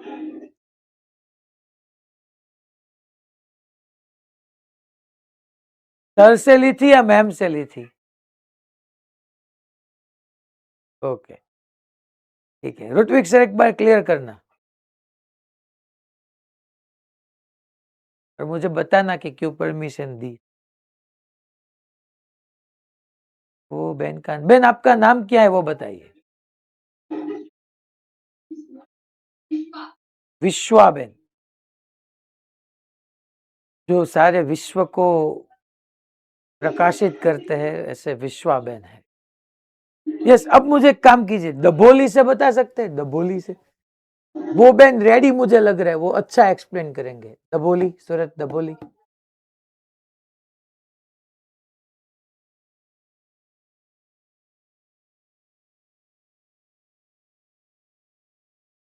Yes, unmute.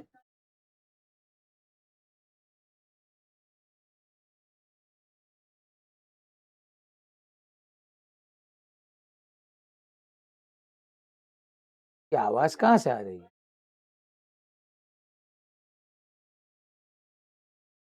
ये भी आवाज आ रही है। क्या सेंटर है ये? भूज तो अभी म्यूट हो गए। चलिए अब दबोली आप आंसर दीजिए। यस, पहला क्वेश्चन है ये, वेलोसिटी कैसे निकाली हमने?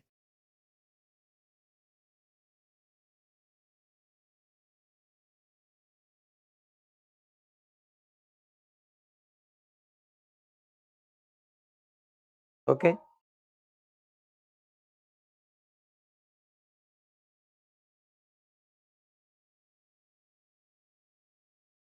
Okay,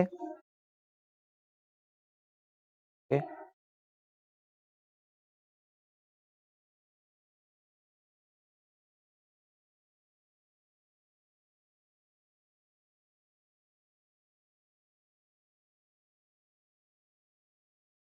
okay, okay, very good, very good. अब दूसरा क्वेश्चन बताओ कि 3.2 सेकंड पे, जो हमारा थर्ड क्वेश्चन था, टेंशन है 3.2 सेकंड, वो जीरो कैसे हुआ? ये 3.2 सेकंड पे, देखिए देखिए यहाँ पे हमने 2.5 सेकंड पे टेंशन जो फाइंड किया, टेंशन है 2.5 सेकंड, वो 48 न्यूटन था। तो 2.5 सेकंड पे टेंशन 48 था, तो 3.2 पे वो जीरो कैसे हुआ?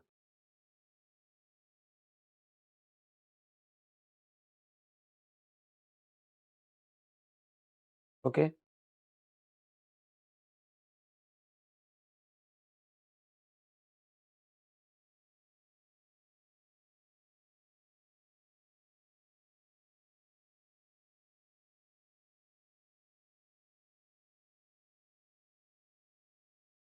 लास्ट में कट हुआ बहन।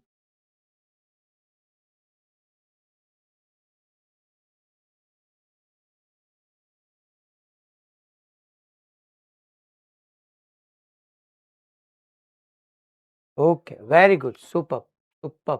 आपको तो क्या है, बेसिकली फिजिक्स टीचर बन जाना चाहिए। क्या बात है, अच्छा एक्सप्लेन किया आपने।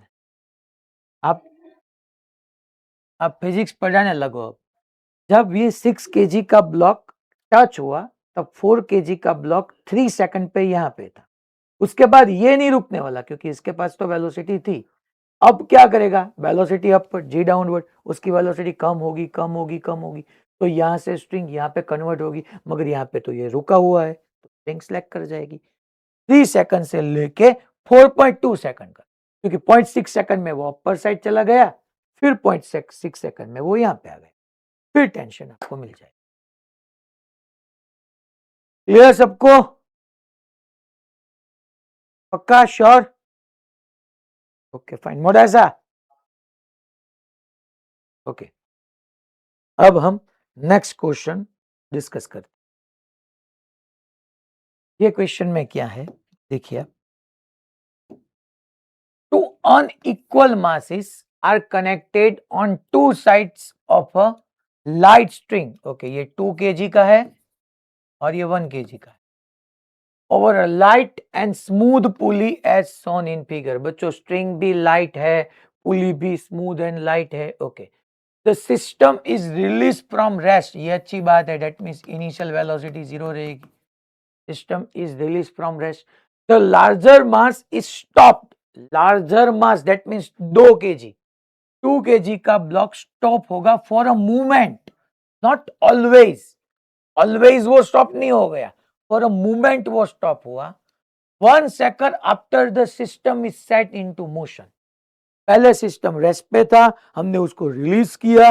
रिलीज करने के एग्जैक्ट 1 सेकंड के बाद 2 kg का ब्लॉक एक टाइम इंस्टेंट के लिए, मोमेंट के लिए रुक गया.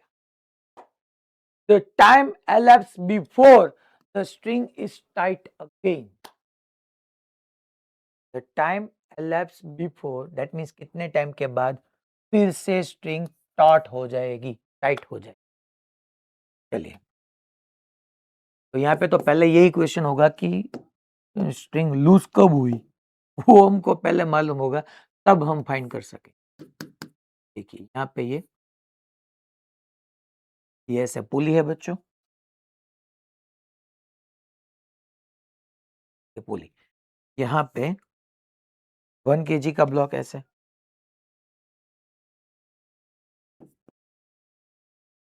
यहाँ पे जैसे 2 kg का ब्लॉक. एक्सलेरेशन पहले हमको निकालना है. एक्सलेरेशन कैसे फाइंड करते हैं आपको मालूम है. यहाँ पे बेसिकली बच्चों डाउनवर्ड 2g होगा, यहाँ पे टेंशन होगा, यहाँ पे 1g होगा, यहाँ पे टेंशन होगा. मगर एक्सलेरेशन का डायरेक्ट फॉर्मूला है, बिगर मास में से स्मॉलर मास को सब्ट्रैक्ट करो, इनटू g से डिवाइड मल्टीप्लाई करो. बिगर मास में से स्मॉलर मास को subtract into 10 upon total mass. Total mass होगा 2 minus 1 1. तो एक्सलेरेशन आपका होगा 10/3 मीटर पर सेकंड. दैट मीन्स बच्चों यहाँ पे अगर आप देखो 10/3, तो अगर ये 2 kg का ब्लॉक ए एक्सलेरेशन से डाउनवर्ड ट्रेवल करेगा, तो ये उतने ही एक्सलेरेशन से अपवर्ड ट्रेवल. अब क्या बताया गया है, ये रिलीज हुआ और ये एक्सेलरेशन स्टार्ट हो गया, मगर 1 सेकंड के बाद 2 kg का ब्लॉक किसी पर्टिकुलर टाइम इंस्टेंट के लिए रुक गया. ये रुक गया, क्या ये रुकने वाला है? नहीं. ये जितना एक्सेलरेशन से डाउनवर्ड चलेगा 2 kg का, उतना ही एक्सेलरेशन से 1 kg का ब्लॉक अपवर्ड चलेगा. अगर 2 kg का ब्लॉक रुक गया है तो 1 kg का ब्लॉक नहीं रुकेगा. इसको तो हमने रोका है, इसको कौन रोकेगा? 1 kg का. तो वो क्या हुआ, उस टाइम में मुझे देखना होगा कि उसके पास क्या वेलोसिटी होगी, क्योंकि फिर उसके पास अपवर्ड वेलोसिटी होगी, जी डाउनवर्ड होगा तो फिर वो रिटार्ड करेगा.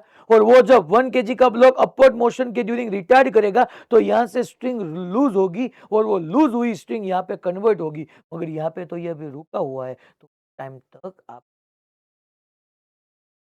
मगर वो परमानेंटली बच्चों स्लैक नहीं रहने वाली, क्योंकि ये 2 kg का ब्लॉक परमानेंटली रेस्ट पे नहीं.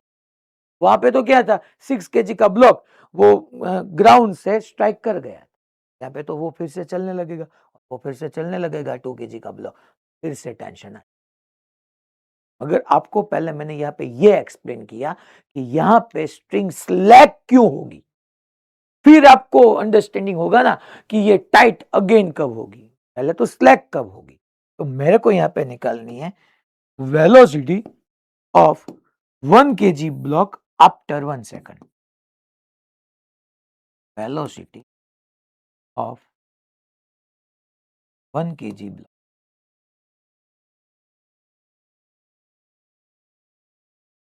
After 1 second. तो कैसे निकालते, सिंपल फॉर्मूला है यार, v is equal to v0 plus AT. v0 initially rest पे 0. सर एक ही जगह 10/3 लिखे, क्या करें? डेफिनेटली 10/3. मैं यहाँ पे ये वेलोसिटी नहीं निकाल रहा हूं कि 2 kg का ब्लॉक रुक गया उसके बाद क्या है, नहीं. अगर t इज इक्वल टू 0 पे ये इनिशियली रेस्ट पे था, हमने यहाँ पे उसको रिलीज किया, ये थोड़ा नीचे गया, ये ऊपर गया, इसके पास स्पीड हुई, तो मैं वही स्पीड पे आपका एक्सलेरेशन का बच्चों, यहाँ पे एक्सलेरेशन क्या होगा 10/3 और t इज इक्वल 1 सेकंड। देखो तो यहाँ पे उसकी वेलोसिटी कितनी होगी 10/3 मीटर पर second. No problem, that means ये ब्लॉक के पास अपवर्ड वेलोसिटी थी 10/3। सर 2 kg के पास कितनी थी? उतनी ही थी बच्चों, डाउनवर्ड थी। ये दोनों सेम मोशन ही है ना दोनों का, जो दोनों का डिस्प्लेसमेंट होगा वही दोनों की वेलोसिटी होगी। अगर टाइम के रिस्पेक्ट में एक बार और आप डिफरेंशिएट करोगे तो उतना ही दोनों का एक्सेलरेशन होगा। ये देखा था। तो सर अब क्या है? अब ओके सर, ठीक है, अब ये रुक गया when 2 kg block, when 2 kg block stop for a moment, 2 kg का ब्लॉक फॉर अ मोमेंट के लिए रुक गया, ये नहीं रुका तो क्या हुआ सर? ये रुक गया तो ये तो अपवर्ड चलेगा 10/3 से और जी से रिटायर्ड होगा। सर अब जी से क्यों रिटायर्ड होगा, अब ए से क्यों नहीं? देखो बच्चों, अगर एक्सीलरेशन होगा तो दोनों ब्लॉक का सेम होगा, वरना नहीं होगा। ये रुक गया, इसका acceleration that means change in velocity अब 0 हो गई, तो इसका भी 0 हो गया। के पास सिर्फ वेलोसिटी है, इसे रिटार्ड करेगा, क्या होगा? मैं यहाँ पे बता कि ये अब यहाँ पे सोचना, फिर से लिखना स्टॉप करो और मुझे सुनना स्टार्ट करो कि ये अब रुक गया, ये यहाँ से रुका नहीं, ये ऐसे अपर चला गया, अपर चला गया, मगर ये परमानेंटली नहीं रुक गया है, ये टेम्पररी रुका, ये टेम्पररी रुका, इसका एक्सीलरेशन 0। अब ये रिटार्ड होने लगा, वेलोसिटी कम होने लगी, तो यहां से स्ट्रिंग जो थी वो स्लैक कर गई, यहां की स्ट्रिंग ऐसे कन्वर्ट हो रही है, तो यहां से स्ट्रिंग ऐसे कन्वर्ट हुई, मगर यहां से तो ये रुका हुआ है, तो स्ट्रिंग कन्वर्ट होने के बावजूद यहां पे टेंशन नहीं हुआ, क्योंकि यहां पे ये रुका हुआ है, तो स्ट्रिंग स्लैक कर गई। मगर ये कोई परमानेंटली थोड़ी ना रुका हुआ है, फिर से ये चलने लगेगा, तो ये चलने लगेगा, तो यहाँ पे जो स्ट्रिंग स्लैक हुई है इसका यहाँ पे फिर यूटिलाइजेशन स्टार्ट होगा और फिर से शॉर्ट हो गया, तो क्या होगा? यहाँ से ये ऐसे पहले t इज इक्वल टू 0 से हमने रिलीज किया, थोड़ा अपवर्ड गया, ये डाउनवर्ड गया, आफ्टर 1 सेकंड ये रुक गया, ये नहीं रुका, ये अपवर्ड चला, ये थोड़ा सा अपवर्ड चला, ये चलने लगा, चलने लगा। जब बच्चों ये 1 kg का डिस्प्लेसमेंट और 2 kg का डिस्प्लेसमेंट सेम हो गया, क्योंकि ये 2 kg का ब्लॉक रुका था, जिस टाइम के लिए रुका था उस टाइम में ये 1 kg ब्लॉक ने जितना अपर डिस्टेंस ट्रैवल किया उतना ही ये कर देगा, दोनों का डिस्प्लेसमेंट सेम होगा। तो मैं यहां पे लिखूंगा कि मुझे बताना है the time elapsed before the string is tight again, again कब वो टॉट हो जाएगी स्प्रिंग। तो when 2 kg block stop for a moment, मैं लिखूंगा बच्चों देन डिस्टेंस या displacement bye 1 kg block is equal to displacement by 2 kg block।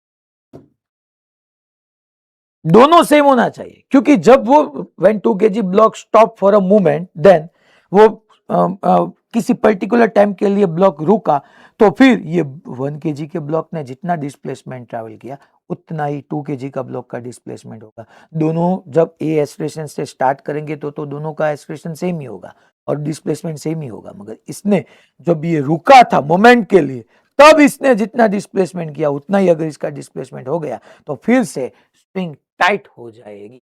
2 kg block stop for a moment, then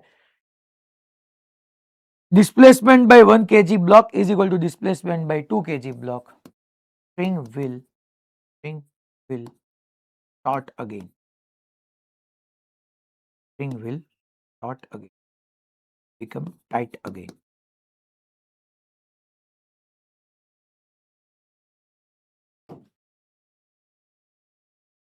तो चलिए यहां से हम वैल्यू पुट करते हैं बच्चों। Displacement bye 1 kg block again कब कब, जब वो रुका हुआ था, दैट मीन्स उस टाइम पे उसकी वेलोसिटी अपर थी, फिर जी डाउनवर्ड था, वो रिटार्ड कर रहा था। तो डिस्प्लेसमेंट का फॉर्मूला होगा v0t प्लस हाफ, प्लस नहीं बच्चों डाउनवर्ड है, इसलिए आप क्या लिखोगे minus half G T square. Sir ए नहीं, अरे ये रुक गया, इसका एक्सेलरेशन खत्म हो गया, तो ये कहां से आएगा। और इसके लिए बच्चों ये तो 2 kg का ब्लॉक तो इनिशियली रेस्ट पे था, और वो फिर क्या करेगा, वो फिर बच्चों 1/2 जी टी स्क्वायर से एक्सलेरेट करेगा। तो ये जब रुका हुआ था फिर से ये ट्रैवल करने लगेगा, तब उसका एक्सेलरेशन ए होगा या जी होगा, डेफिनेटली जी होगा। जब तक ये स्ट्रिंग टॉट ना हो जाए, टाइट ना हो जाए, उस टाइम तक तो ये भी फ्री फॉल करेगा बच्चों। इसने फ्री फॉल में रिटार्डेशन किया, इसने एक्सेलरेशन किया। ये इसका भी यही फॉर्मूला, ये हाफ जी टी स्क्वायर कहां से आया, इस formula, is equal to V half it V zero zero. क्यों जीरो, क्योंकि वो मोमेंटरी रेस्ट पे था, फिर वो चला, तो हाफ ए टी स्क्वायर एक ही जगह मैंने माइनस जी पुट किया। यहां से v0t is equal to half G T square को राइट साइड कन्वर्ट करो, तो half G T square plus half G T square, that means G T square, एक टी कैंसिल हुआ, तो v0 by ji.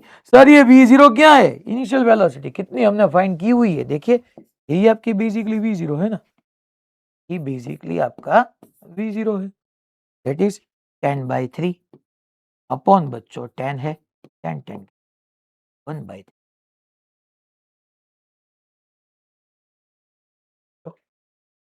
By.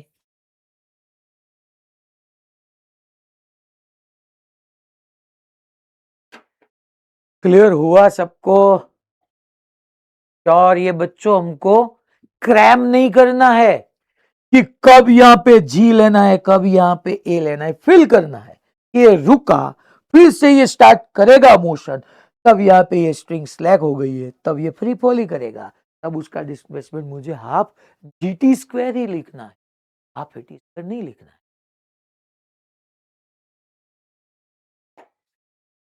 Clear.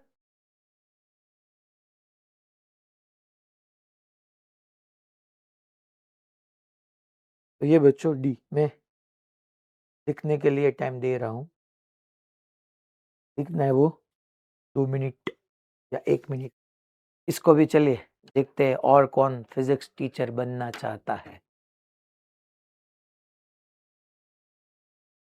तुम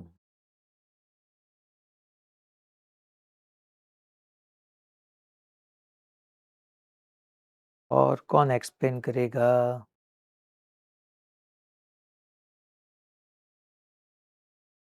देखिए देखिए वो बालासिनोर में क्या है, वो हेड डाउन कर रहे हैं। मुझे पता है आप हेड डाउन कर रहे हो, ऐसा मत कीजिए वरना मैं आपको पहले क्वेश्चन राइज करूंगा। अच्छा लिखने के लिए बैच नहीं है क्या आपके पास।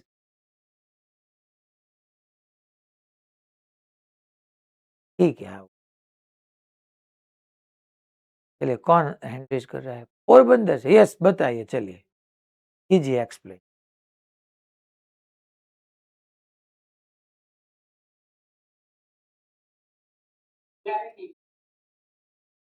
हम्म।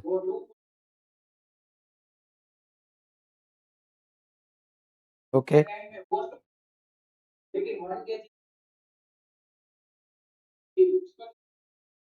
हम्म।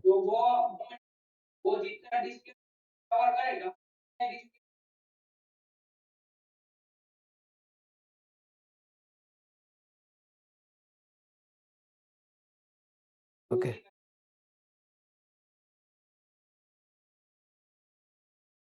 वेरी गुड बेटा, सुपर फैंटास्टिक गुड। जो हमने इतनी देर तक डिस्कस किया वो उसने सिर्फ 30 सेकंड में उसका क्रक्स बता दिया, वेरी गुड। तो ये अच्छा क्वेश्चन था, चलिए नेक्स्ट डिस्कस करते हैं आगे। ये होमवर्क में है। ये आज आपको होमवर्क में ट्राई करना है। तो मैंने जी साइन थीटा बताया था ना, उसी पे बेस है। मैं नेक्स्ट लेक्चर में डिस्कस करूंगा। आपको एलटी में ये क्वेश्चन आ सकता है, फिर ऐसे एक दूसरे के सामने नहीं देखना है। आज जब सर ने बताया कि ये क्वेश्चन सॉल्व करो तो एक दूसरे अपने सामने ऐसा नहीं करना है, वो उसके सामने देखेगा और वो उसके। फिर ये तो हमने डिस्कस किया, वो ही है, ये भी होमवर्क में है। चलिए होमवर्क अपडेट कीजिए। ये आज नहीं करना है, टॉपिक 9 एंड 13 का 67 नंबर ये नहीं करना है। 9 एंड 13 का 67 नंबर नहीं करना, ये हो सकता। फिर ये नहीं करना है 9 एंड 13 का 66, ये नहीं करना है यार। 66 नहीं करना है, 68 भी नहीं करना है, 8 भी नहीं करना है, 14 नंबर भी नहीं करना है, एडवांस का 14 वो भी नहीं करना है। फिर 9 एंड 13 का 57 भी नहीं करना है। फिर 9 एंड 13 का 71, 57 नहीं करना है, 71 नहीं करना है, 69 नहीं करना है। 9 एंड 13 का 69 आज नहीं करना है। ये शायद आप कर सकते हो, नहीं ये नहीं करना है। 70 नंबर, 9 एंड 13 का 70 नंबर भी नहीं करना। ये तो ठीक है, हम डिस्कस किया, ये आज नहीं करना। ये टेबल मूवेबल पुली अभी हमारे बाकी है, मूवेबल पुली ये कर सकते।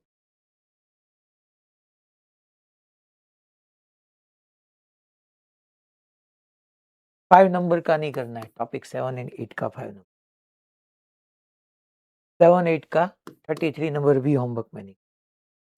ठीक है, चलिए नेक्स्ट लेक्चर में आगे मिलते हैं।